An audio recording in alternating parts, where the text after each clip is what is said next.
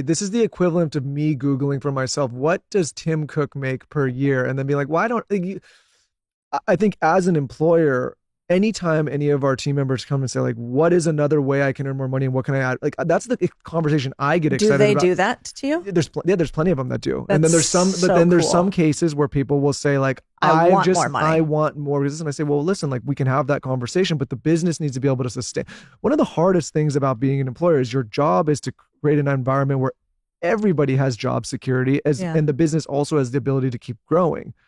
And so if you just raise people through the roof and then a year from now, you're doing 25% layoffs, which many companies do, like, have you really done a good job? It's like, maybe you gave someone a little bit of short-term security, but then you fire them a year later. Like, that's not good either. No, but that's what most companies do. Of course, that's what, I mean, especially in media, right? Like you see, I can't tell you how many of our competitors are just like getting nailed, but I try to give the context to everybody at work. Like the question that I have to answer and that everybody else should be looking for is like, how do we all collectively add more value so that we can all collectively make more and do better?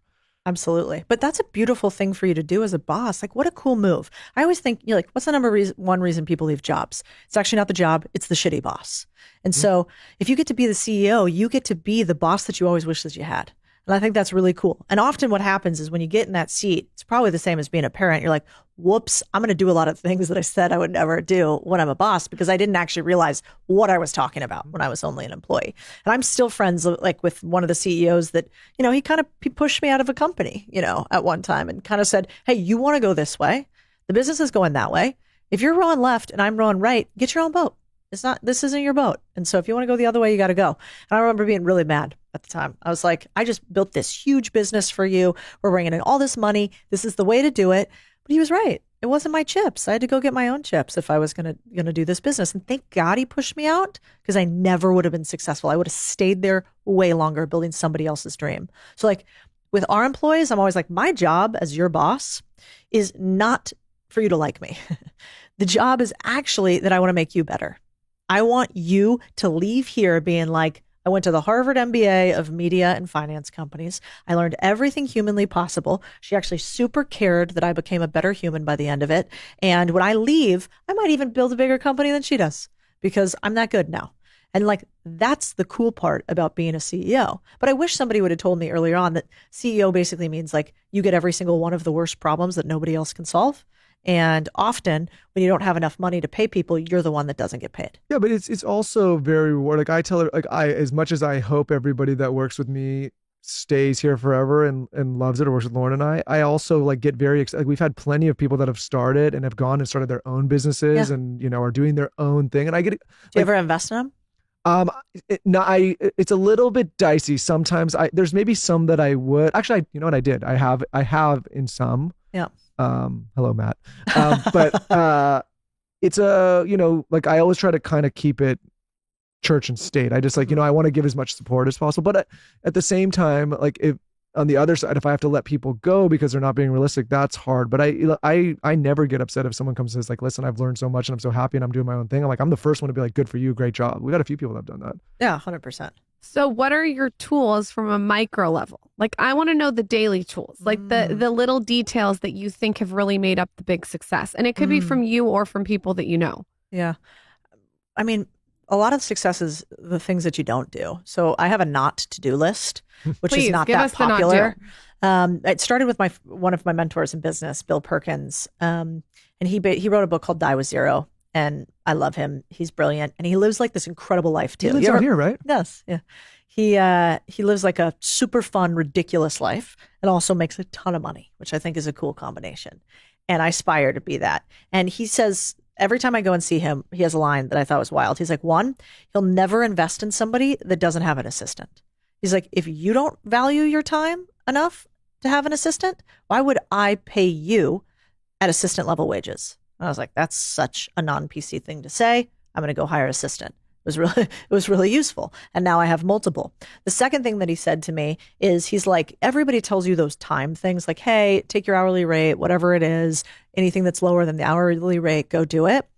His take is more like this. He basically says, every single day, I only have so much willpower. The willpower that I have, I better use on my highest leverage activities. And so every day what I do is we start with the one thing list from Jay Papasan, which is if I get this one thing done today, how could I make everything else irrelevant? And so I ask myself that question every single morning. And what I'm shocked by is how often there is one thing. And the bigger you get, the one thing's easier because it's like, I need to hire one person.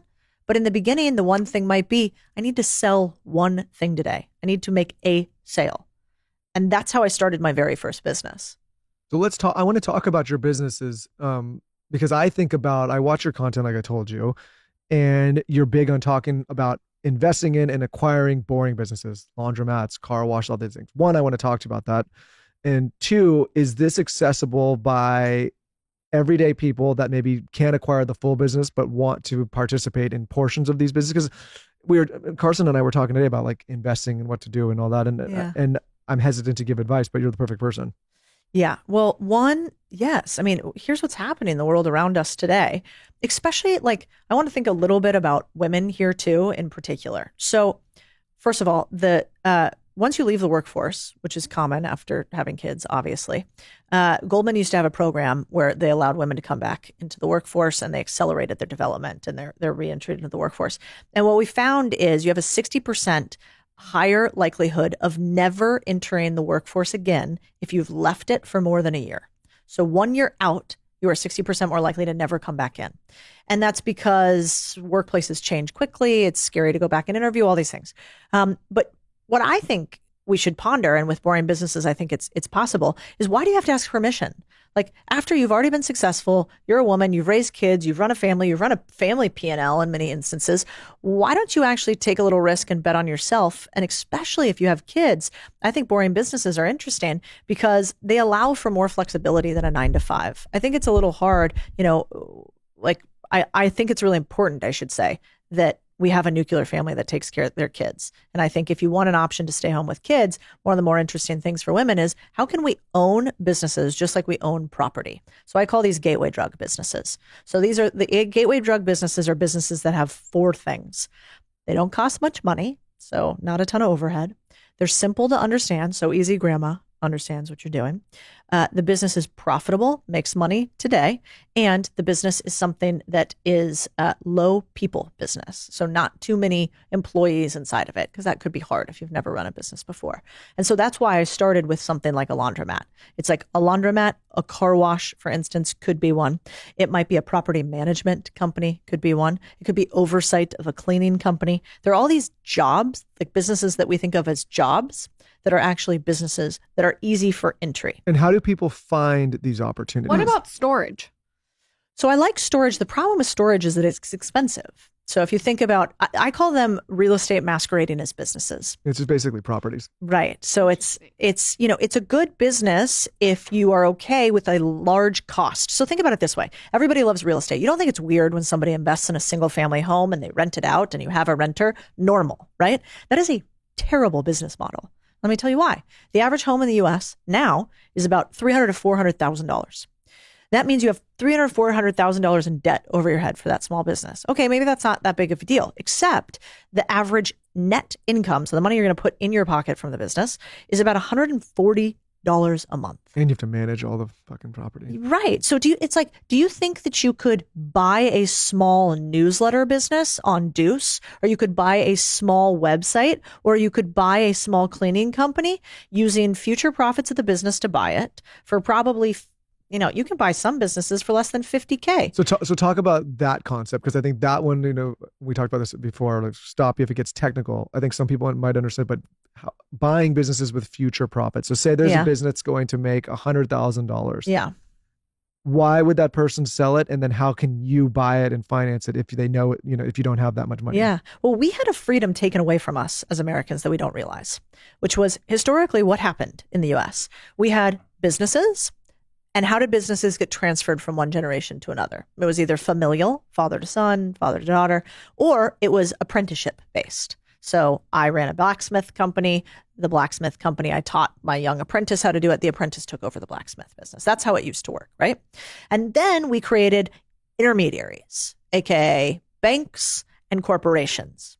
This corporation entity structure and the bank structure allowed for big entities to get bigger and bigger and gobble up these things that we used to transfer like we would a house, a will, from one generation to the next.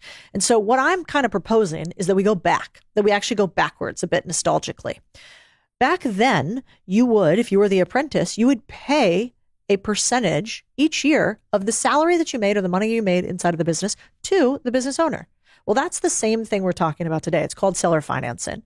And so, it's even like thought of kind of scammily in the US, which I think is fascinating because banks want you to get loans from them so that they can take your money to do more things with it. And you have to pay them interest. Yep. That's the scam. That's the scam, actually. As opposed to just if I was buying a business from you and saying, listen, Codie, I'm going to run this. And in the future, like, as it makes profits, I will pay you down the principal that I owe you, and we don't have to get the bank involved. There's going to be interest, and you're going to make more money. Out of all your boring businesses, which has been the most successful? Monetarily? Like which one's made the most money? Maybe a medley of both. Well, the businesses that have made us the most money probably are car washes. Car washes. Yeah. So a big portfolio of car washes. Car washes just are like an old fashioned punch a ticket car wash. Oh, like if you saw my first ones, they were so gnarly. Like gnarly, like crazy big, or like no, like gross. Like car washes that we bought seller financing from an old owner that didn't want to run this thing anymore. The things didn't really work. Remember, you drove in. I mean, they still exist, but you drive in, you have the hose, you put the dime in the hose. Obsessed. And you my shower daughter right? And I do it with Michael all the time. She loves it. Okay, perfect. You were Maybe my perfect client. business. It's probably me. Thank you for your business.